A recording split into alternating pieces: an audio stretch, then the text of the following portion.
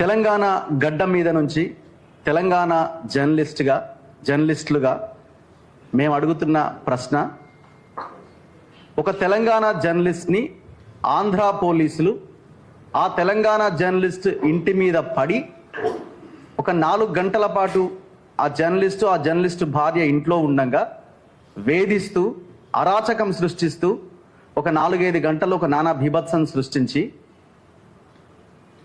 మళ్ళీ వెళ్ళిపోయి నోటీస్ ఇచ్చి వెళ్ళిపోయి అదే జర్నలిస్టు బాధ్యతతో మీ పోలీస్ స్టేషన్కి వస్తే ఆ జర్నలిస్ట్ మీద దాడి చేసి నిన్ను అవసరమైతే మూకుమ్మడిగా నిన్ను అందరం కలిసి చంపేస్తామని ఒక సిఐ, మాబ్ లించింగ్ అంటాం కదా, మూకుమ్మడిగా మిమ్మల్ని చంపేస్తామని ఒక సిఐ బెదిరిస్తుంటే తెలంగాణ గడ్డ మీద ఉన్న తెలంగాణ జర్నలిస్టుగా మేము బాధతో కాదు గుండె రగిలిపోయి మీరు చేస్తున్న అరాచకాలు ఇంకా కుదరవు, ఖబర్దారని చెబుతూ ఈ గడ్డ మీద ఇవాళ ఈ రౌండ్ టేబుల్ సమావేశం పెట్టడం జరిగింది. ఎంత దుర్మార్గమైన విషయం ఇది!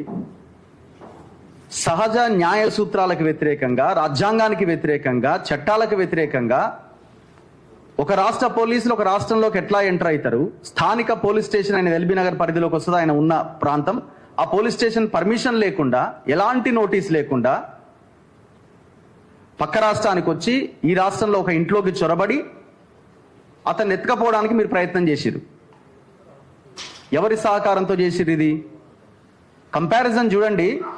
అక్కడ నరేంద్ర మోదీ అండ్ చంద్రబాబు నాయుడు కూటమి ప్రభుత్వం అధికారంలో ఉన్నది. తెలంగాణలో రాహుల్ గాంధీ అండ్ రేవంత్ రెడ్డి ప్రభుత్వం అధికారంలో ఉన్నది. ఇద్దరు ఒకటే. 2 పార్టీలు, 2 కూటములు బద్ధ శత్రువులు.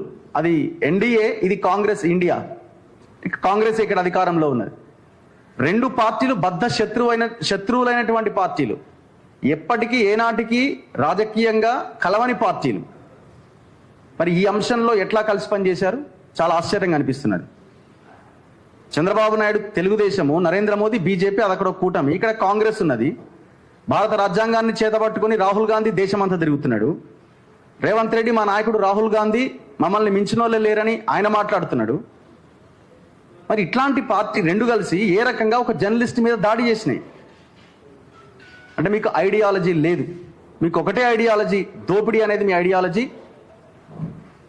ప్రజల మీద అరాచకం చేయడం అన్నది మీ ఐడియాలజీ. అంటే మిమ్మల్ని ప్రశ్నిస్తే ఎవరైనా కావచ్చు, మీరు మీ వర్గాలు ఏకమైతాయి, మీ మీ మీ పార్టీలు పక్కకు పోతాయి, మీ వర్గాలు ఏకమైతాయి, మీ కమ్యూనిటీలు ఏకమైతాయి, జర్నలిస్టుల మీద దాడి చేస్తాయి.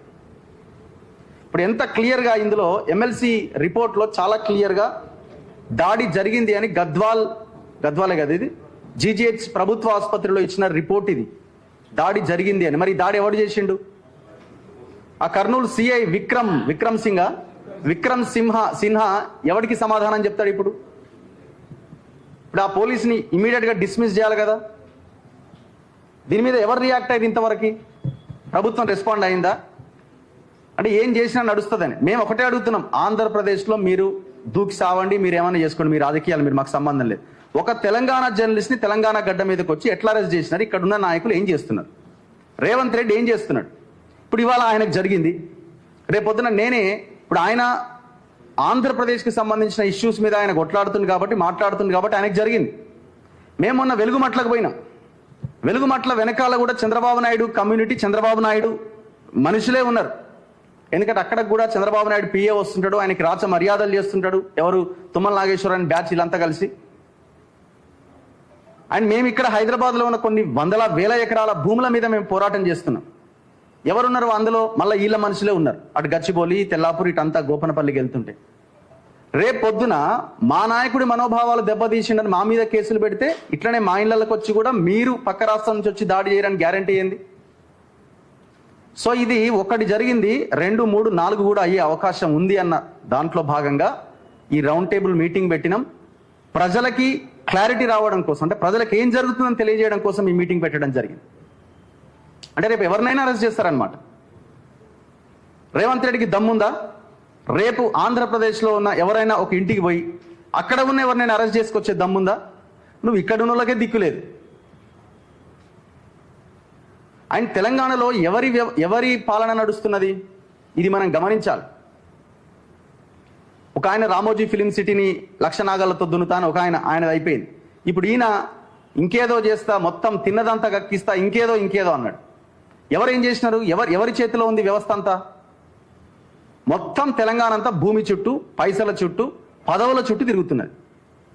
ఇక్కడ పార్టీలకి తావు లేదు, కేవలం వర్గాలకి, కూటములకి, దోపిడీకి మాత్రమే తావు ఉన్నది. ఇది మనం గమనించకపోతే ఇట్లాంటివి ఇంకా భయంకరంగా జరుగుతాయి.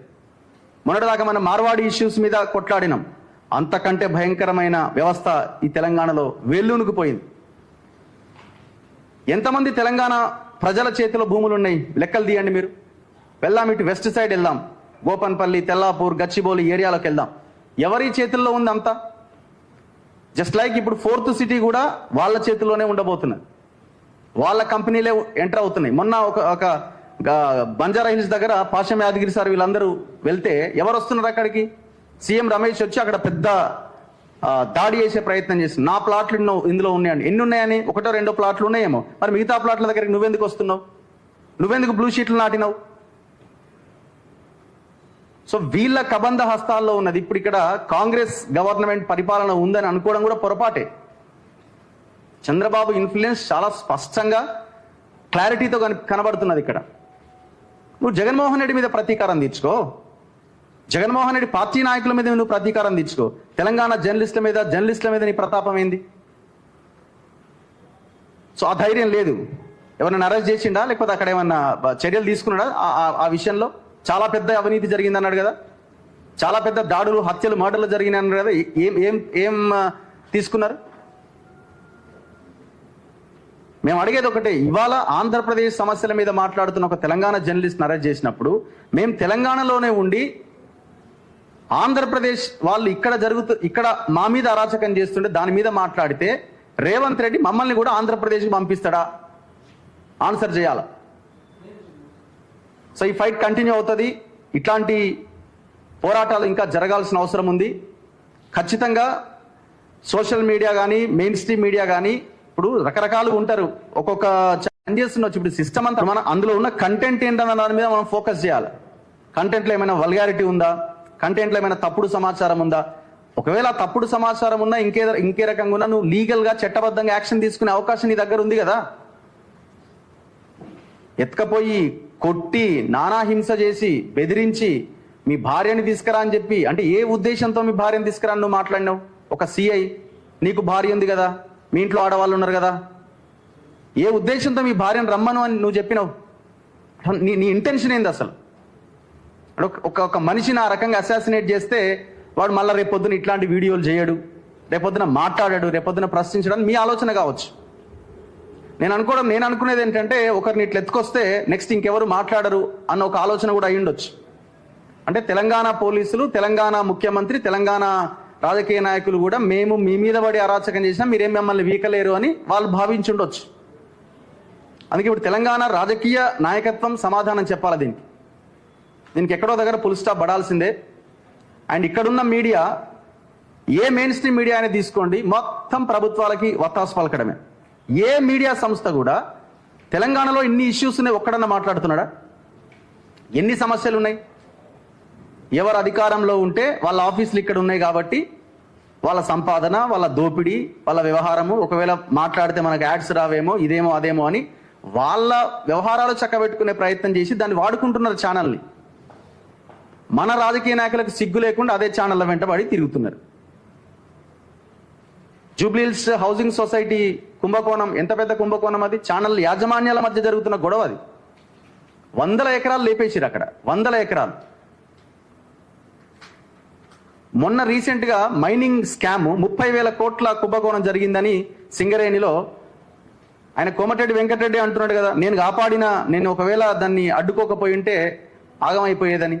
ఎవరున్నారు దీని వెనకాల?